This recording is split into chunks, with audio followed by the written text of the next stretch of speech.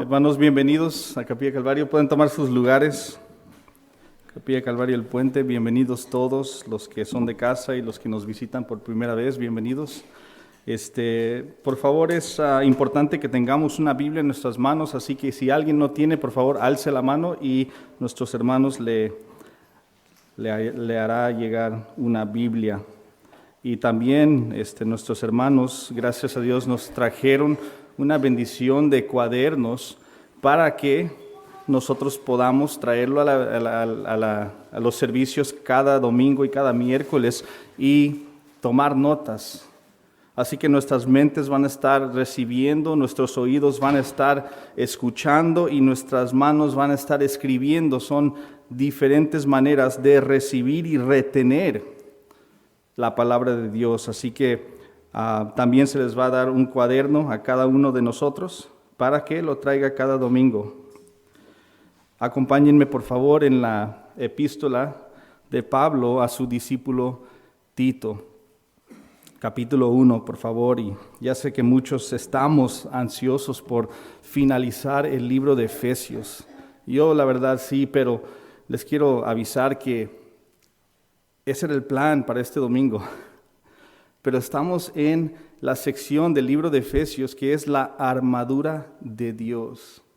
Y honestamente al entrar al texto dije, una semana no es suficiente para prepararme para este mensaje tan importante para la vida cristiana. Así que tengan paciencia, vamos a regresar y vamos a entrar al libro de Efesios, posiblemente no la próxima semana, pero la que sigue tal vez.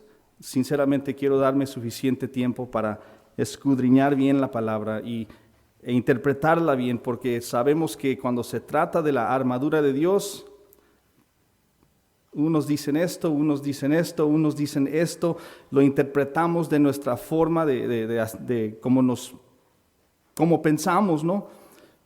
Pero por eso quiero tener un poco más de precisión en cuanto a la armadura de Dios, así que por favor, tengan paciencia. Vamos a estar ahí pronto, una semana o dos más. Tito capítulo 1, vamos a estar en los versículos 10 al 16 y por favor, acompáñenme en oración antes de comenzar. Padre, te doy gracias en esta mañana. Necesito de ti, necesitamos de ti. Nada que podamos hacer viene por nuestras fuerzas, así que te pedimos que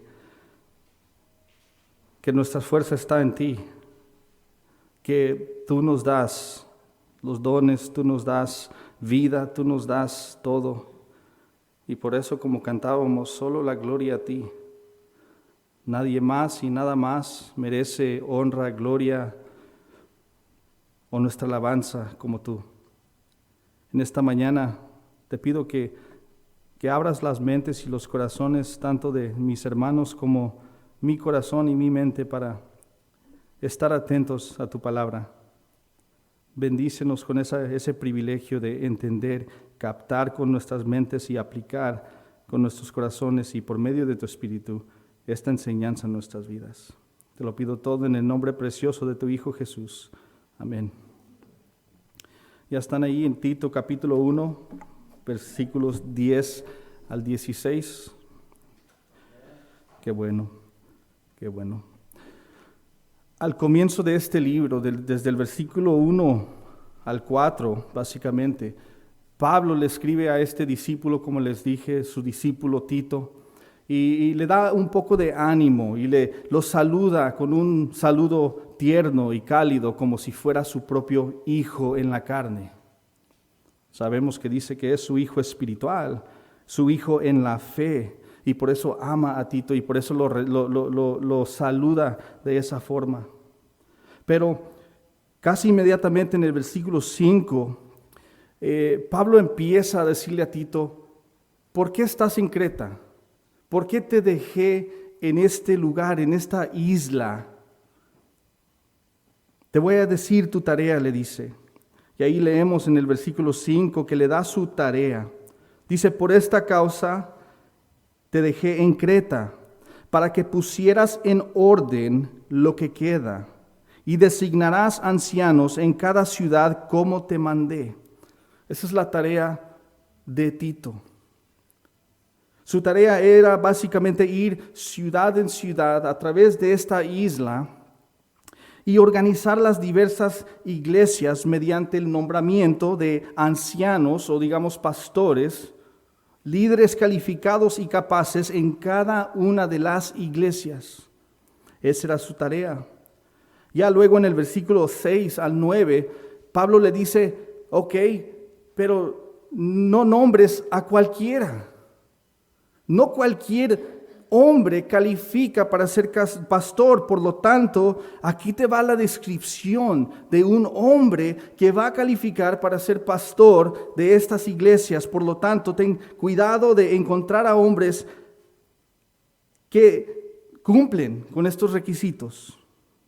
Básicamente en esos tres versículos, del 6 al 9, vemos que el obispo o el anciano, como los llama, que es el pastor o los pastores, necesitaban vivir vidas moralmente rectas.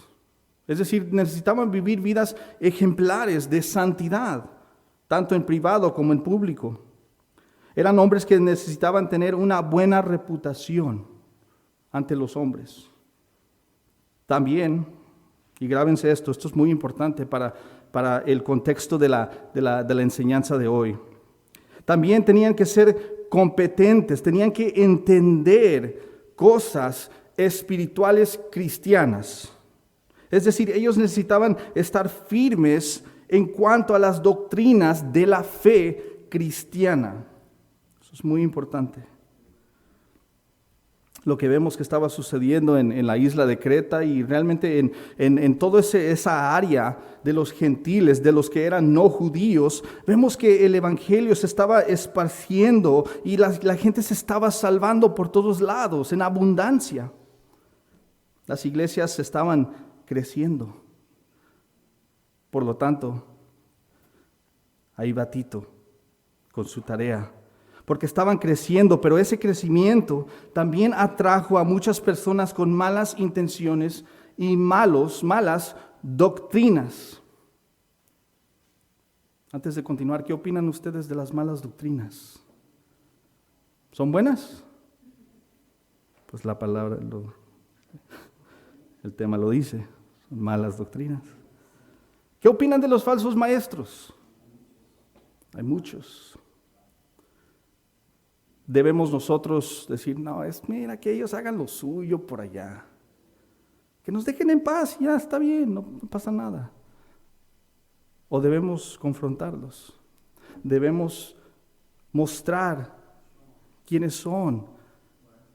Llamarlos al arrepentimiento. Decirle a otros, aguas con esa persona. Aguas con esa enseñanza. No, eso no es ser amable, ¿verdad? Por eso es tan importante lo que vemos en el versículo 9, eso de que los pastores necesitaban estar firmes en cuanto a la enseñanza bíblica, la enseñanza de la fe cristiana, la cual recibieron de los apóstoles. Era tan importante esto. Esos líderes necesitaban estar listos y comprometidos y deberían estar firmes y deberían también defender, mis amados hermanos, defender la sana doctrina de la fe cristiana. Esa era su labor. Y alguien dice, ok, pues que el pastor se encargue. ¿De dónde salen los pastores? De aquí. Por lo tanto, por extensión, si ese es el requisito para los pastores, está hablando de los cristianos. Ese es el deber de todo cristiano, no solamente los líderes. Así que los pastores tenían una responsabilidad tremenda de proteger al rebaño de falsos maestros y de falsas enseñanzas. Al terminar ahí del versículo 9 dice esto, de la última calificación para los pastores. Dice, debe retener la palabra fiel, que es conforme a la enseñanza, para que sea capaz también de exhortar con sana doctrina y refutar a los que contradicen y refutar a los que contradicen. Proteger el rebaño mediante las discusiones con los falsos profetas, los falsos maestros. Juan Calvino dijo esto: el pastor debe tener dos voces, una para llamar a las ovejas y otra para echar afuera los lobos. Es cierto, los pastores tenían una gran responsabilidad y tienen, eso tal vez se tiene que recordar a los pastores de hoy en día, aún tienen este mandato, esta responsabilidad.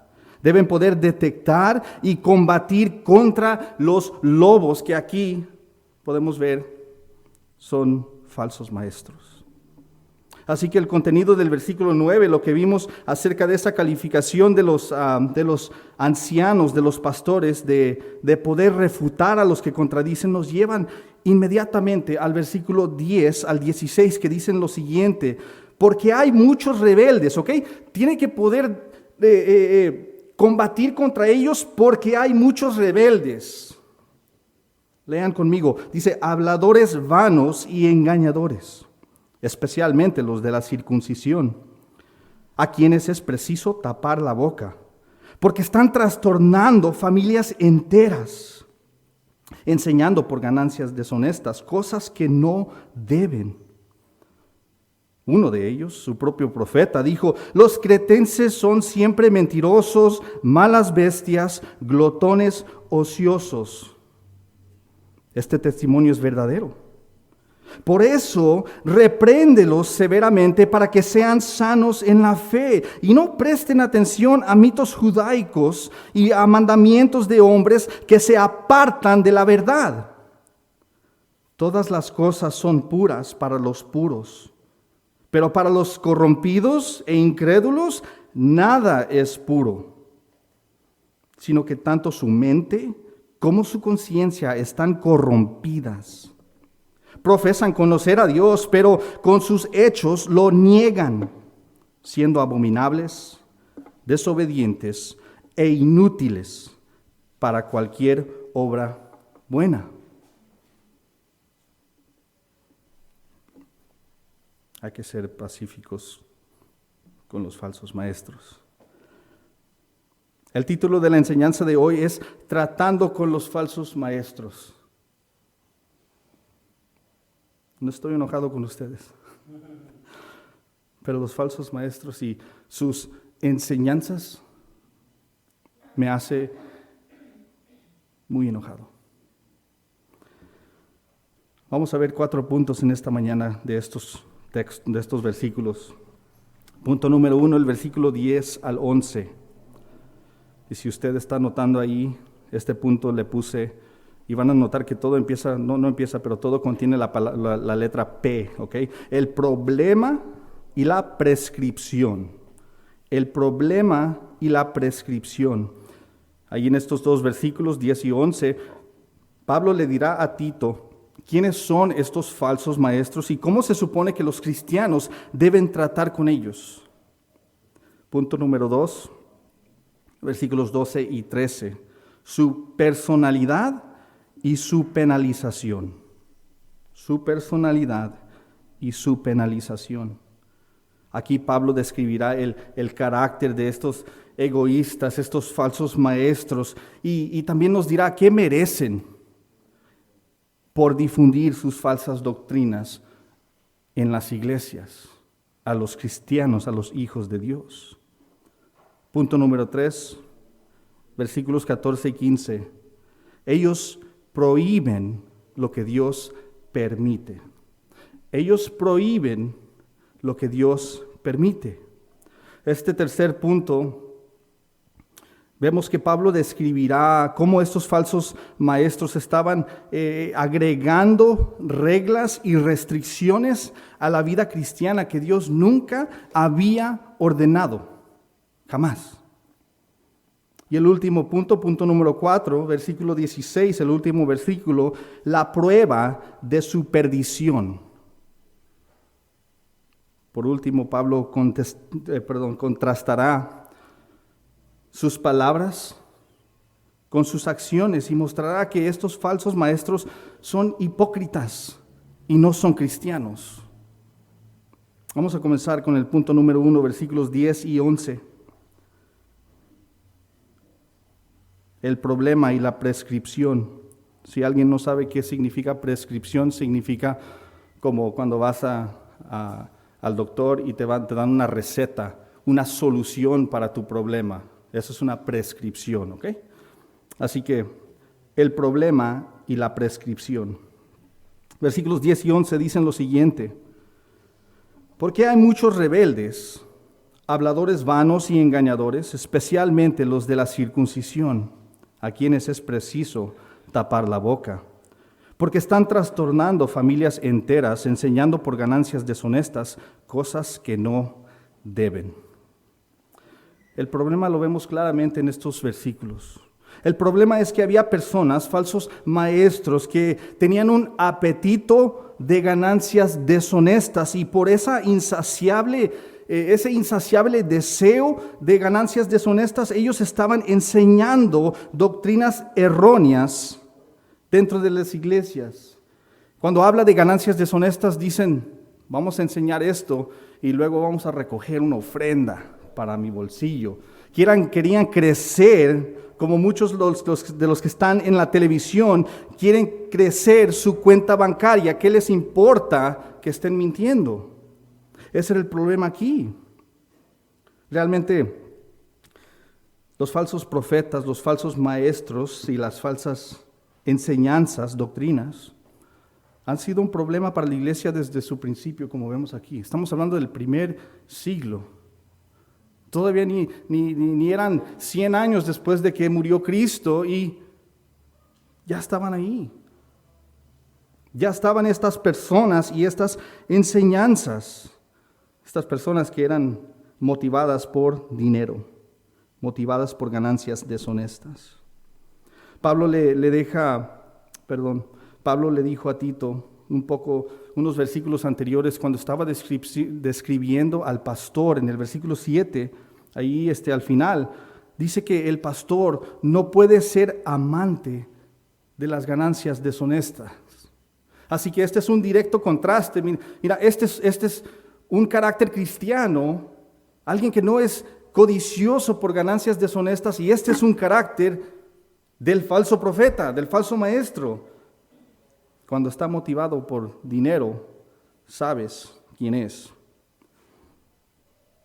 Pablo también le escribió a Timoteo, otro discípulo de él, recordándole esto mismo, acerca de ese amor que tendemos a tener todos por naturaleza, porque somos pecadores, hemos heredado ese pecado de nuestro padre Adán, y todos somos tentados hasta cierto punto con el dinero. Pablo le escribe esto a Timoteo acerca de este mismo tema del dinero, las ganancias deshonestas. Dice, porque la raíz de todos los males es el amor al dinero, por el cual, el amor al dinero, por el cual, codiciándolo algunos, se extraviaron de la fe y se torturaron con muchos dolores. Eso es 1 Timoteo 6:10. Básicamente se habían desviado de la sana doctrina y habían terminado en una miseria autoimpuesta. De seguro las personas les decían, oye, estás mal, no hagas eso. Pero por ganancias deshonestas dijeron, no, es que a los que hablan falsedades les pagan mejor a los que hablan verdades. Yo puedo decir amén.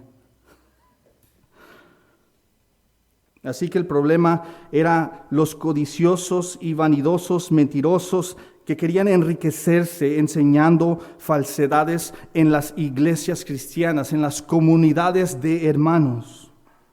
¿Y cuál es la prescripción? ¿Cuál es la solución que Pablo da para este problema? ¿Qué debemos como cristianos hacer? ¿Cómo debemos tratar a estos falsos maestros? Ahí lo dice en el versículo 1. Nos dice que es preciso taparles la boca.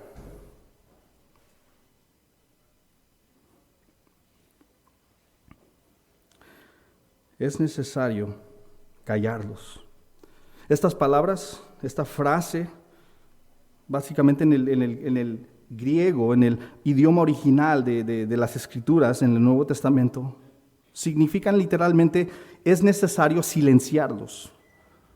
Esa es nuestra tarea, esa es la prescripción de Pablo para cómo tratar con estos falsos maestros. Esto es absolutamente vital para la vida y el bienestar de la iglesia. Pero ¿por qué? ¿Por qué es necesario que Pablo hable tan, digamos, hasta nosotros? Oye, estás exagerando, Pablo, cálmate, ¿no eres cristiano? Hay que tener gracia, amor, paciencia. Dice, es necesario silenciarlos, porque la verdad de Dios está en riesgo, porque el evangelio está siendo atacado y porque las almas de las personas están en peligro. Esa es la motivación por la cual Pablo dice, tápales la boca. Sé que nuestros oídos del siglo XXI no captan algo tan duro. No nos gusta escuchar que debemos callar a las personas. Simplemente no nos gusta. Vivimos en un tiempo muy especial donde las personas están más sensibles de lo que deben ser. Por eso no nos llega el que hazlo callar. Pero eso es precisamente cómo debemos tratar con los falsos maestros. Algunos cristianos modernos incluso podrían decir que callarlos es desamor o es poco cristiano. Muchos cristianos de hoy en día en la iglesia en general dirían, necesitamos ser más tolerantes, hermanos. Necesitamos ser más amorosos, hermanos. Necesitamos extender más gracia. O peor, hermano, es que hay que ser más como Jesús. El problema con este Jesús que tolera a los falsos maestros es que Él no se encuentra en la Biblia. Este Jesús no existe. Es una fábula. Es un mito. Jesús era extremadamente intolerante y duro con los falsos maestros. Tanto así que en Mateo 23, 27 los llamó, eso es lo que les dijo a ellos. Dice que son sepulcros blanqueados. Fuera lucen hermosos, pero por dentro están llenos de huesos de muertos y de toda inmundicia. Oye, cálmate, Jesús. Hay que ser más como Jesús. También los llamó hijos del diablo en Juan 8:44. También los llamó lobos rapaces, vestidos como ovejas, en Mateo 7:15. Sin mencionar que Pablo, por medio de la inspiración del Espíritu Santo, los llama perros en Filipenses 3:2. Y Juan el Bautista, lleno del Espíritu de Dios, los llama víboras en Mateo 3:7. Pero más gracia, más tolerancia. Es que ellos no saben. Hay que dejarlos en paz. Jesús nunca toleró a los falsos maestros y nosotros tampoco debemos tolerarlos y sus falsas doctrinas. Como cristianos que debemos amar la verdad, como cristianos que debemos estar comprometidos con la verdad de la palabra de Dios, de la verdad de su evangelio, la verdad de su ser, debemos llamar a las serpientes, serpientes. Debemos llamar a los falsos maestros, ¿qué? Falsos maestros. Enemigos de Dios. Enemigos de su evangelio y por lo tanto, por extensión, enemigos de mi fe.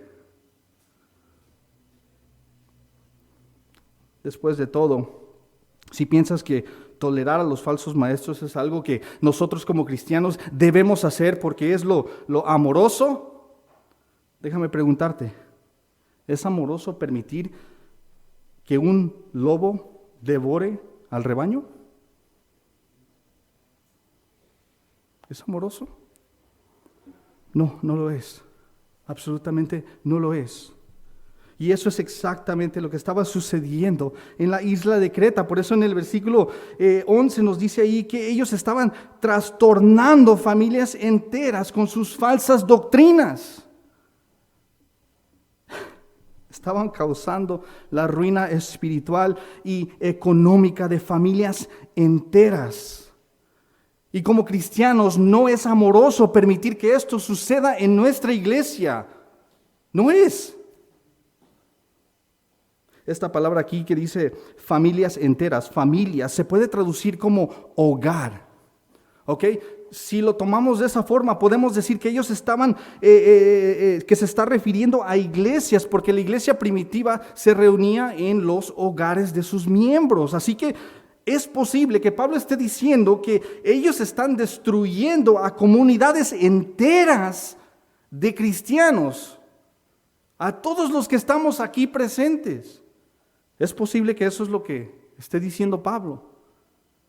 Pero aún así, si es una familia, si alguien entra a mi casa y trastorna mi familia, pues ya con eso es bastante. Si trastornan la vida de una persona, eso basta. Pero es posible que estamos hablando de iglesias enteras y les recuerdo la tarea de Tito. Ve a cada iglesia y levanta pastores para que ellos defiendan y protejan el rebaño. De nuevo, los falsos maestros siempre serán un problema para la iglesia. Y cada uno de nosotros debemos estar preparados para taparles la boca, escúchenme, con la verdad. Taparles la boca con la verdad. El punto número 2, ahí veremos que esta acción de taparles la boca no es para ganar un argumento, no es para ganar la discusión. En cambio, les tapamos la boca con la sana doctrina, con la esperanza de que se arrepientan de su error y lleguen a conocer la verdad. Punto número 2, versículos 12 y 13. Su personalidad y su penalización.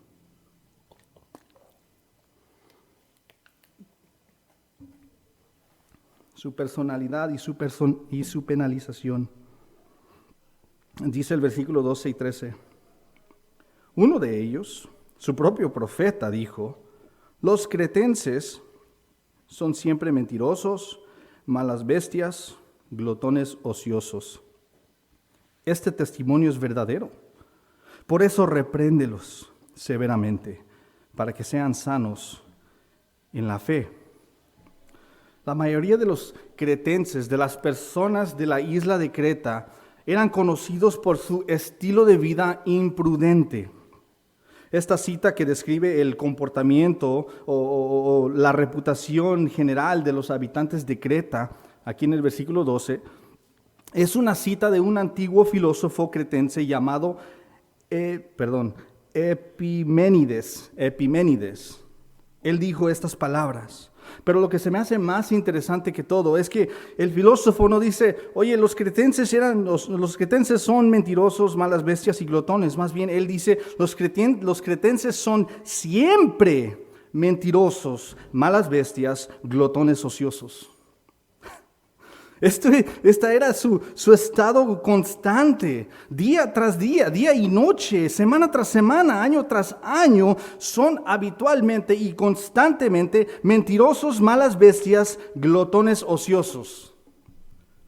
Esa es la reputación de estas personas y Pablo dice ahí, amén, en el versículo 13, al decir, este testimonio es verdadero.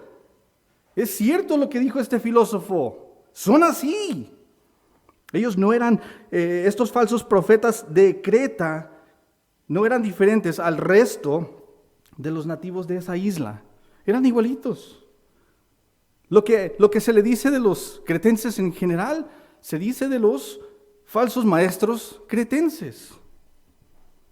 Para tener una mejor visión de la personalidad y la reputación de estas personas, debemos tomar en consideración lo que Pablo dice aquí en este versículo y también lo que dice en el versículo 10 y lo que dice en el versículo 15 y 16. Todos juntos tenemos una imagen impresionante sobre estas personas. Dice primero en el versículo 10 que son rebeldes, habladores vanos, engañadores, y luego en el versículo 12 nos dice son mentirosos, malas bestias, glotones ociosos. Luego en el 15 dice que son corrompidos e incrédulos, y luego para finalizar todo en el versículo 16 son abominables y desobedientes e inútiles. ¡Wow! ¡Qué terrible reputación tener! ¡Qué terrible! Pablo reconoce que esta fue una descripción precisa de estos falsos maestros, de estos falsos profetas. ¡Wow! Se puede decir lo mismo de muchos de los falsos maestros de hoy en día también. Pero el mandato de Pablo a Tito respecto a estos hombres, y también les digo, es un mandato para Tito, para que él instruye a cristianos, especialmente los que van a ser pastores. Este mandato es: repréndelos severamente. Es decir, corrígelos duramente con la verdad.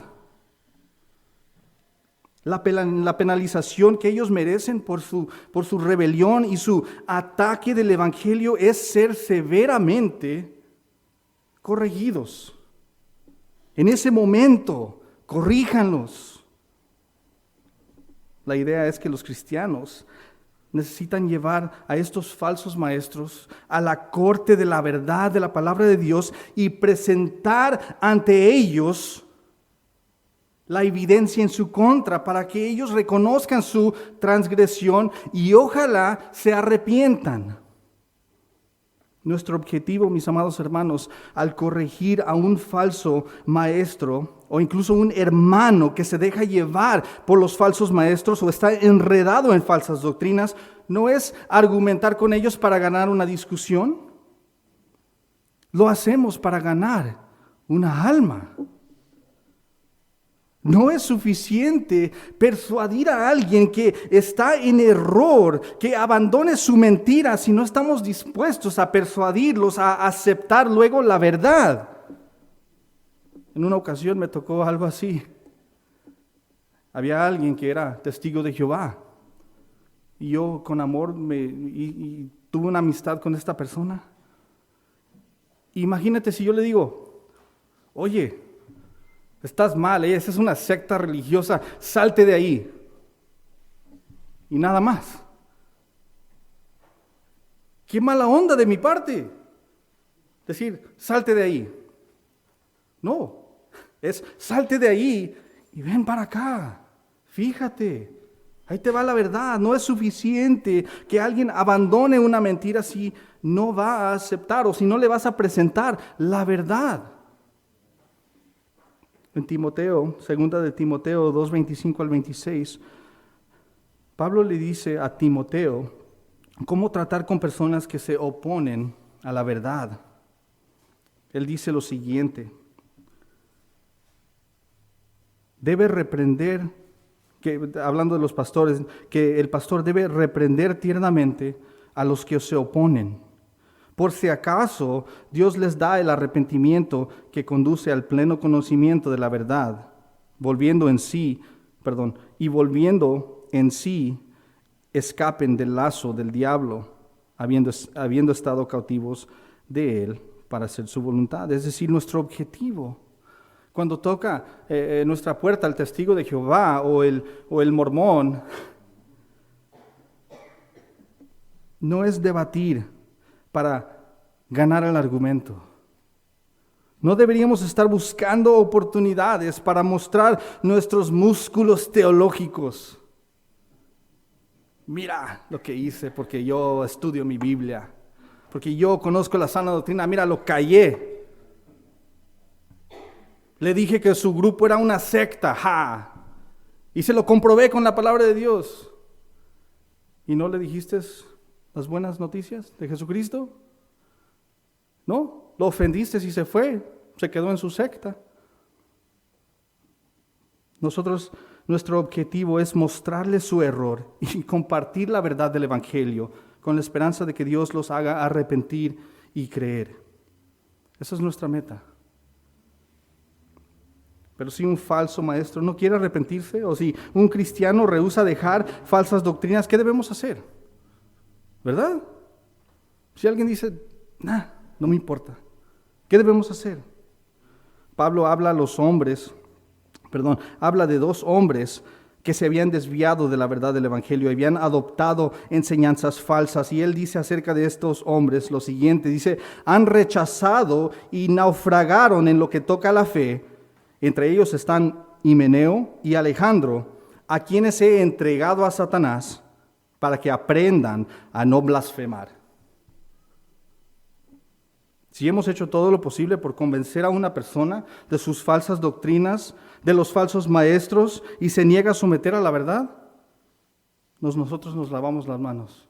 Tenemos una conciencia libre y limpia ante Dios, ya que Dios trate con ellos. Oramos por su salvación, pero no hay nada más que podemos hacer. Ningún otro argumento, ninguna otra evidencia. Si alguien rehúsa hacer caso a la verdad, Pablo los entregó a Satanás para que aprendan. Punto número 3, versículos 14 y 15. Ellos prohíben lo que Dios permite. Ellos prohíben, estos falsos maestros prohíben lo que Dios permite. Dice ahí en estos 2 versículos. Y no presten atención a mitos judaicos y a mandamientos de hombres que se apartan de la verdad. Todas las cosas son puras para los puros, pero para los corrompidos e incrédulos nada es puro, sino que tanto su mente como su conciencia están corrompidas. Versículo 14 comienza con la orden de ignorar conversaciones y discusiones inútiles acerca de tradiciones y costumbres judaicas. Es decir, si alguien viene con eso, pues no, cierra los oídos a lo que ellos están diciendo. No gastes tu tiempo en argumentar sobre estas cosas, estos mandamientos, como dice, de hombres. Pablo los llama mitos judaicos aquí en este versículo. Básicamente son mentiras, son ideas inventadas, cosas que no son ciertas, son mitos, son fantasías. También se refiere a ellos como mandamientos de hombres. Es decir, mandamientos que no vienen de Dios. Son inventadas por los hombres en su astucia. En el versículo 14 aquí nos revela la principal amenaza para las iglesias de Creta, y eran la herejía de los judaizantes. Esa era la amenaza principal, la herejía de los judaizantes. Y déjame decirles de una vez, no tienes que ser un judío para esparcir herejías judaizantes. Lo vamos a ver un poquito. Los judaizantes sí eran judíos en este caso. Eran judíos que querían agregar las costumbres y tradiciones judías, las cosas que aprendieron de niños, de sus papás y de sus abuelos, y todas esas cosas las querían traer y decir, sí, el Evangelio de Cristo, pero también esto, también las tradiciones. El Evangelio de Cristo dice que una persona es salva solo por la gracia de Dios, solo a través de la fe y solo depositando esa fe en Jesucristo. Es así de fácil. El Evangelio es sencillo, pero estas personas no entendían eso y realmente no lo querían.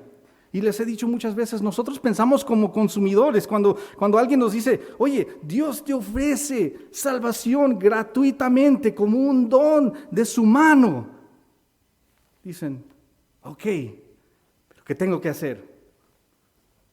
¿Cómo que qué tienes que hacer? Si te acabo de decir que es un don gratuito. Sí, pero ya sé que tengo que hacer algo. Así pensamos como consumidores. Recibes y das, ¿no? Agarramos nuestra comida del mercado y le damos nuestro dinero. Pero con Dios no es así. Así que a este evangelio tan sencillo le querían agregar los mandatos de sus tradiciones. Es decir, ellos querían agregar la obediencia a la ley de Moisés. Vemos que estas mismas personas se mencionan en Hechos capítulo 1 que dice esto. Hablando el autor Lucas, dice, algunos que llegaron de Judea enseñaban a los hermanos, es decir, los judíos vinieron a una área no judía y les enseñaron esto. Si no se circuncidan conforme al rito de Moisés, no pueden ser salvos. Ahí está el obstáculo, un obstáculo para el evangelio.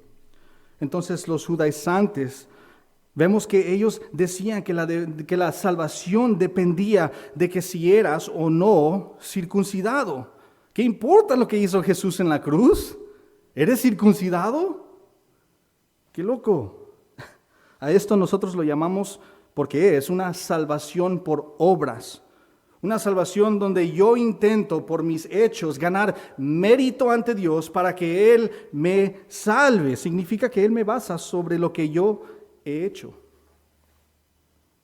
Obviamente esto contradice al verdadero evangelio de Jesucristo, que ya se los expliqué, es gratuito. Quien sea que se arrepienta de sus pecados y deposite su fe en la obra de Dios, o la obra de Cristo en la cruz, recibe salvación.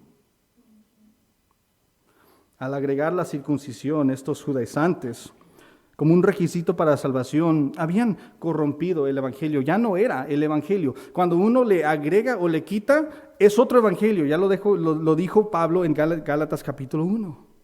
Eso es otro evangelio.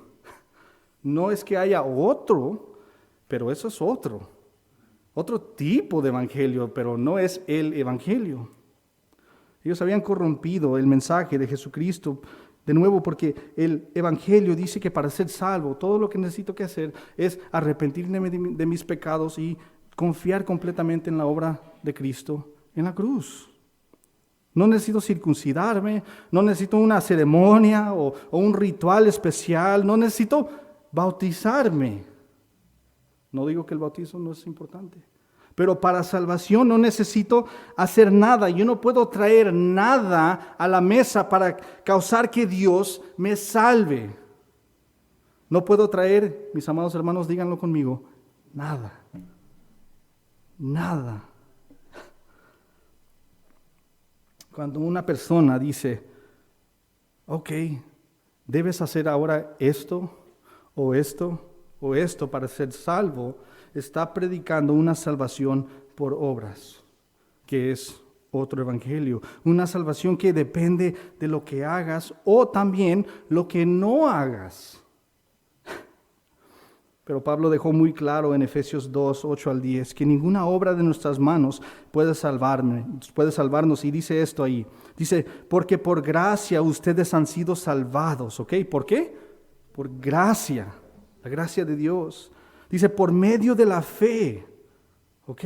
Ese es el vínculo que nos lleva, o que está completamente conectado con la gracia. Y dice, y esto no procede de ustedes. Son salvos por gracia, por medio de la fe. Y esto no de ustedes. Esta salvación no es de ustedes. Dice, sino es don de Dios. Un regalo de Dios. Automotivado por su amor, te ofrece salvación. Y luego termina en el versículo 9 diciendo, no por obras, para que nadie se gloríe. El momento que yo digo, Dios me salvó porque creí en Cristo y me circuncidé, ya te puedes gloriar, porque tú trajiste algo a la mesa. Tú dices, Dios, yo hice esto, sálvame. No, eso es legalismo, eso es agregar. De hecho, esto describe al fariseo. El fariseo y los judaizantes eran así. Querían gloriarse, querían robarle a Dios la gloria que le pertenece por salvarnos gratuitamente, sin ninguna obra de sus manos. Así que estos judaizantes que vimos ahorita en el capítulo 15 de Hechos, pensaban que podían ganar su salvación a través del ritual de la circuncisión. Pero vemos que los judaizantes en el libro de Tito, es interesante porque es diferente. Ellos querían ganarse la salvación al no consumir ciertos alimentos o abstenerse de ciertas cosas. ¿Okay? Ese es el punto. Estos querían agregar para salvación y estos decían, si eres salvo no puedes hacer esto. Es el punto.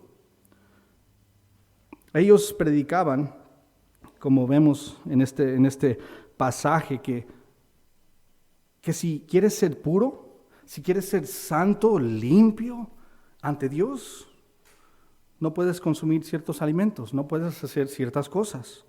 Pero Dios nunca había ordenado estas prohibiciones que ellos querían imponer. Nunca prohibió nada de estas cosas a su iglesia. De hecho, si usted quiere ver, lean Hechos capítulo 15, porque ese argumento, esa herejía judaizante que venía de las personas que venían de Judea, diciendo que se necesitaban ser circuncidados, lo que sucedió es que Pablo, y creo que Silas o Bernabé, no recuerdo, los confrontaron y dijeron, ¿qué estás haciendo?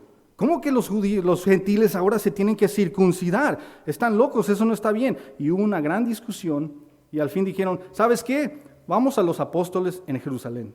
Vamos a llevar a ellos a un concilio para ver si es necesario o no. ¿Qué sucedió? Fueron y dijeron, no. Hasta Pedro, siendo judío, dijo, no. Los gentiles no necesitan ser circuncidados, no necesitan seguir la ley de Moisés. Se solucionó ahí mismo, se dio unas pocas prohibiciones, pero era más que nada para mantener la paz entre judío y gentil. No tenía nada que ver con restricciones para la salvación, como predicaban esos falsos maestros, esos herejes que venían de Judea. Así que ellos decían ahora aquí en Tito que no podían consumir ciertos alimentos. Pero si usted recuerda, Cristo dijo absolutamente lo opuesto. Él dijo en Mateo 15:11, dice, no es lo que entra en la boca lo que contamina al hombre, lo que lo hace impuro, no lo que come, sino lo que sale de la boca, eso es lo que contamina al hombre. ¿Qué es más contaminante? ¿Que ellos no coman algo? ¿O que ellos les salga herejía? La herejía contamina, lo que sale de nuestras bocas contamina, no lo que entra. Así que lo que nosotros consumimos como cristianos no nos hace más aceptable o puros o santos ante Dios, absolutamente no. Tal vez nos haga más gordos, pero no nos va a hacer más puros. Yo digo amén. Dice ahí la siguiente declaración de Pablo, todas las cosas son puras para los puros. Todas las cosas son puras para los puros. Si has sido salvado por la gracia de Dios, a través de la fe en Jesucristo, eres puro. Y nadie ni nada te puede decir lo contrario. Así de fácil.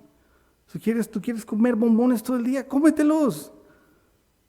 ¿Quieres comer tamales como yo ya cada día de la semana aquí en la esquinita? De nuevo, me va a hacer más gordo, pero no me va a hacer más santo, más puro. Ahora, creo que no tengo que mencionar esto, pero lo voy a hacer. Si alguien piensa en esta mañana que yo estoy diciendo que puedes consumir todo el whisky que tú quieras, porque todo es puro para los puros, o puedo drogarme, estás equivocado y estás torciendo mis palabras. Puede que no seas ni salvo. No estoy diciendo esto porque el texto no está diciendo esto. Estamos hablando de comida, no de sustancias dañinas. Ahora, regresando al texto, regresando a este tema, no sé si alguna vez ustedes se han topado con este tipo de persona que quiere imponer o prohibir cosas que Dios nunca ordenó para los cristianos. ¿Sí? ¿Sí o no? ¿No? ¿Alguno de ustedes se ha topado con alguien que o te trata de prohibir algo o te quiere imponer algo? Yo sí. Les voy a compartir una breve lista de cosas y honestamente no tuve tiempo para poner todo, pero cosas que he escuchado que la gente agrega al evangelio o a la vida cristiana. Primero, las mujeres no pueden usar maquillaje. ¿Okay? Las mujeres no pueden usar pantalones. ¿Okay? No puedes beber alcohólicas. No puedes beber bebidas alcohólicas en absoluto. No puedes comer carne de puerco. No puedes trabajar el sábado. Debes ser bautizado para ser salvo. Y debes ser salvo solamente en el nombre de Jesús. Eso del Padre, Hijo y Espíritu Santo no vale. Si quieres ser salvo, realmente salvo, es solo por el nombre de Jesús. Dicen. Debes hablar en lenguas si verdaderamente eres salvo. Debes confesar tus pecados a un sacerdote. Debes diezmar.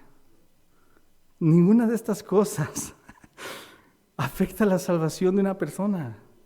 Si afectaría la salvación, sería una salvación por obras, de lo que hago o lo que no hago. Pero este es el tipo de enseñanza que vemos de los judaizantes de hoy en día.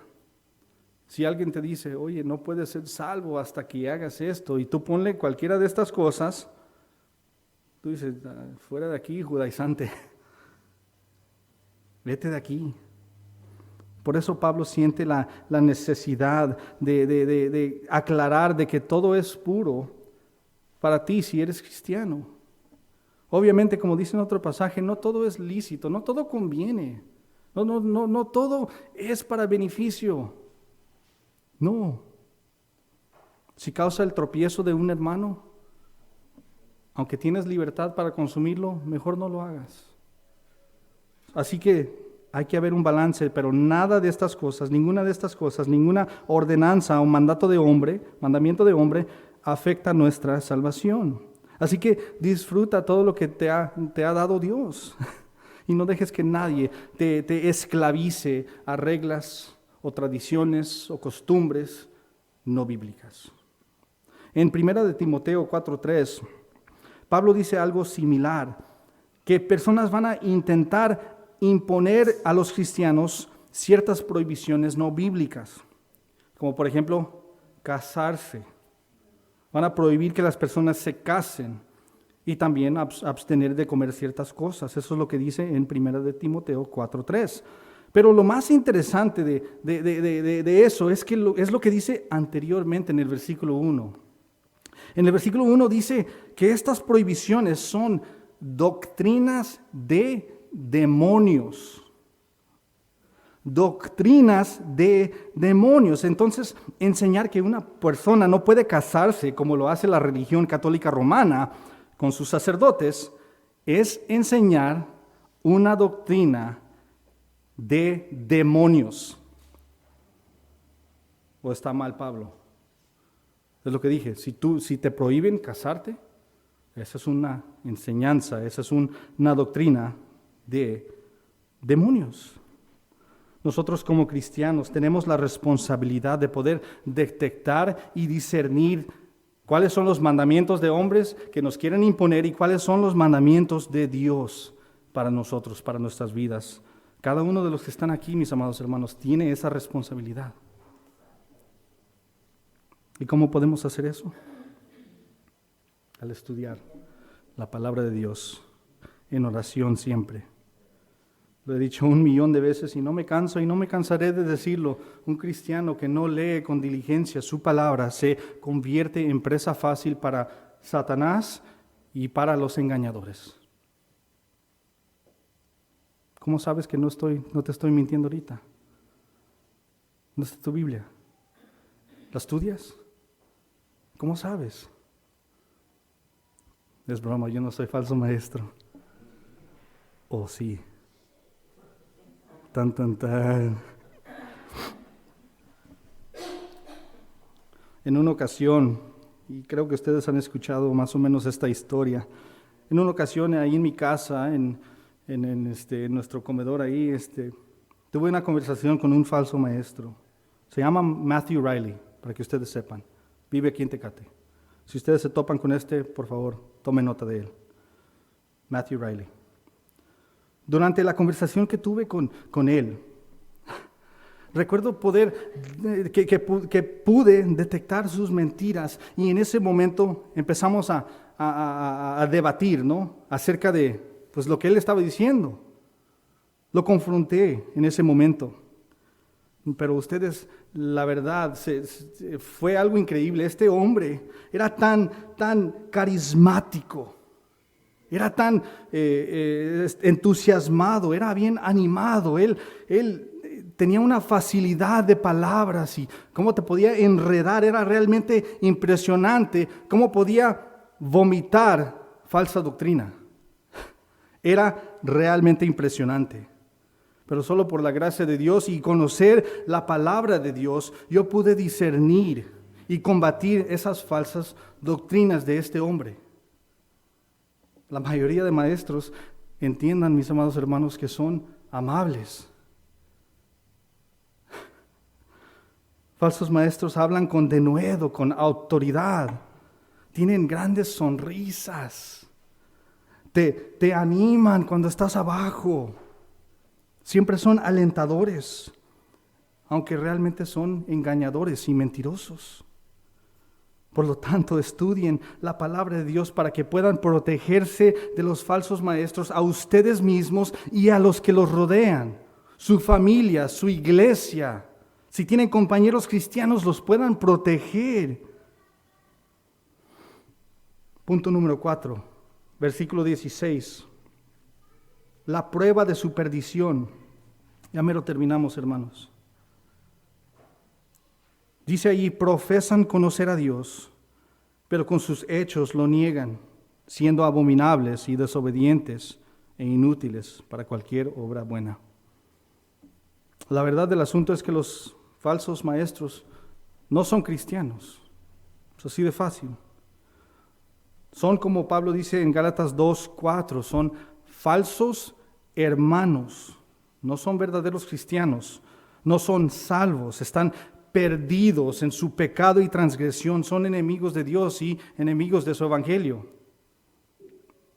Hace un par de semanas estaba hablando con alguien que le encanta escuchar una falsa maestra y tuve que decirle a esa persona, oye, ¿entiendes? ¿Te das cuenta que estás escuchando sobre cosas cristianas, aprendiendo de asuntos religiosos cristianos de una persona que ni es cristiana?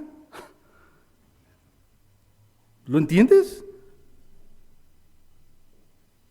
Cuando toleramos a los falsos maestros y sus falsas enseñanzas, estamos aprendiendo sobre asuntos cristianos por alguien que es un enemigo del cristianismo, un enemigo de Cristo mismo. Ni siquiera son cristianos. Obviamente ellos nunca van a admitir esto. No van a decir, oye, hola, yo no soy cristiano, pero tengo falsas doctrinas para ustedes. No van a decir eso. Pablo dice al inicio del versículo 16 que los falsos profetas van a profesar que conocen a Dios. Ellos van a entrar a nuestra asamblea, a nuestras casas y decir, aleluya, amén, gloria a Dios, hermano, wow. Van a alzar las manos y cantar alabanzas con nosotros y afirmar el mensaje que se predica. Pero cuando examinas su fruto, sus obras, su vida, su doctrina, verás algo muy interesante, que no son cristianos. Pablo está diciendo, sus acciones hablan más que sus palabras. Así que no te fijes en lo que ellos dicen, no escuches esto, Fíjate en sus obras, y sus obras comprobarán que ellos están en el camino a la perdición. Quiero concluir con estos pensamientos finales, mis amados hermanos. Y ustedes, por favor, llévense esto a casa. La iglesia primitiva, como vemos aquí en el libro de Tito, estaba plagada por las falsas doctrinas de los falsos maestros. Realmente esas amenazas estaban amenazando la integridad del evangelio y el bienestar de cristianos. Esta es una trágica realidad que Tito y los otros cristianos de la isla de Creta tuvieron que lidiar. Ellos tenían que arreglar este asunto. Esa era la situación en Creta. Pero mi pregunta para ustedes, o preguntas en esta mañana es, ¿crees tú que 2000 años después, en nuestros días, hay más falsos maestros y falsas doctrinas o menos? Más. Por lo tanto, deberíamos ser más diligentes y cuidadosos o menos diligentes y cuidadosos en cuestiones de las falsas doctrinas y los falsos maestros. ¿Cómo debemos ser? Más diligentes. ¿Deberíamos ser más tolerantes de estos lobos vestidos de ovejas o no? No debemos ser más tolerantes. ¿Deberíamos hacer la vista gorda o taparles la boca y reprenderlos y advertir a otros sobre ellos? Vamos a orar. Padre, sabemos que esto es una lección muy práctica para nosotros hoy. No hay otro evangelio y cualquier enseñanza que se levante en contra de ese evangelio al añadir o quitar algo es una falsa enseñanza de un falso maestro. Por lo tanto, Padre, te pido que nos des, por medio de tu Espíritu, ese discernimiento y ese valor que necesitamos para enfrentarnos con estas personas y confrontarlos y presentarles la verdad de tu evangelio. Y aún así, como lo hiciste con Saulo de Tarso, que llevaste a un perseguidor, a un asesino de cristianos y lo convertiste en un siervo útil para tu gloria, lo puedes hacer aún con un falso maestro. Ayúdanos, Padre, a no ser cobardes, a no ser personas que se retraen, que se esconden, en vez de confrontar a estos falsos maestros, aunque sea incómodo. Danos por medio de tu Espíritu el poder para hacerlo, sabiendo que estamos protegiendo a nuestra fe, estamos protegiendo la fe de los que nos rodean. Y eso te glorifica a ti, Padre. Ayúdanos, te lo pido, en el nombre precioso de tu Hijo Jesús. Amén.